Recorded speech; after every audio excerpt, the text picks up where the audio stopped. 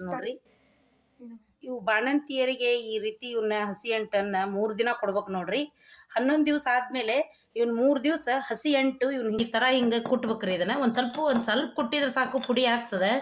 ಎದಕ್ 3 ದಿವಸ ಕೊಡ್ತಾರೆ, ಹೊಟ್ಟಿ ಗಟ್ಟಿ ಆಗ್ತದ ಅಂತಂದು ಹೇಳಿ ಹಳೆ ಕಾಲದ್ದು ನಮಗೆಲ್ಲ ನಮ್ಮ ಅಮ್ಮ ಅವರೆಲ್ಲರೂ ಅವ್ರ ಬಾಣಂತನ ಇದ್ದಾಗ ನಮ್ಮ ಅಮ್ಮಗ ಅವ್ರ ಅಜ್ಜಿ ಅವ್ರ ಅಮ್ಮ ಎಲ್ಲ ಕೊಟ್ಟಿದ್ರು. ನನಗೂ ನಮ್ಮ ಅಜ್ಜಿ ಅವರೆಲ್ಲ ಆಮೇಲೆ ಅದಕ್ಕೆ ಸ್ವಲ್ಪ ಸಕ್ರೆ ಪುಡಿ ಹಾಕಿರ್ತೇನೆ ನೋಡ್ರಿ. ಇದಕ್ಕೆ ಸಕ್ರೆ ಪುಡಿ ಹಾಕಿ ತುಪ್ಪ ಹಾಕಿ ಒಂದ್ ಸ್ವಲ್ಪ ಸಕ್ರೆ ಪುಡಿ ಅದ, ಸಕ್ರೆನೂ ಕುಟ್ಟಿದ್ರು ಬರ್ತದೆ.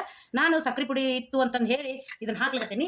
ಇದಕ್ಕೆ ಸ್ವಲ್ಪ ತುಪ್ಪ ಹಾಕ್ಬೇಕು ನೋಡ್ರಿ. ತುಪ್ಪ ಹಾಕಿ ಆಮೇಲೆ ಇದನ್ನ ಹುರಿದದ್ದನ್ನು ಕೊಡ್ತಾರ್ರಿ. ಅದನ್ನು ತೋರಿಸ್ತೀನಿ. ಈ ಥರ ನೋಡ್ರಿ ಹಿಂಗೆ ಕಲಿಸ್ಬೇಕು. ಇದನ್ನ ಕಲಸಿಂದ ಬಾಣಂತಿಯರಿಗೆ ಇದನ್ನು ಕೊಟ್ಟು ಒಂದು ಸ್ವಲ್ಪ ಬಿಸಿನೀರು ಕುಡಿದ್ಬಿಟ್ರೆ ನಡೀತದ್ರಿ ಅವ್ರಿಗೆ. ಇಲ್ಲ ಹಾಲು ಕುಡಿದ್ರೂ ನಡೀತದೆ.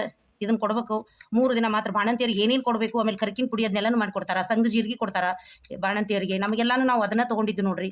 ನಾವು ಅಂದ್ರೆ ಯಾವ ರೀತಿಯಾಗಿ ಅಂದ್ರೆ ಅವಳು ಒಂಥರ ಹಸಿ ಮೈ ಇರ್ತದೆ ಅಂತಂದು ಹೇಳ್ತಿರ್ತಾರೆ, ಹೊಟ್ಟಿ ಅದೆಲ್ಲಾನು.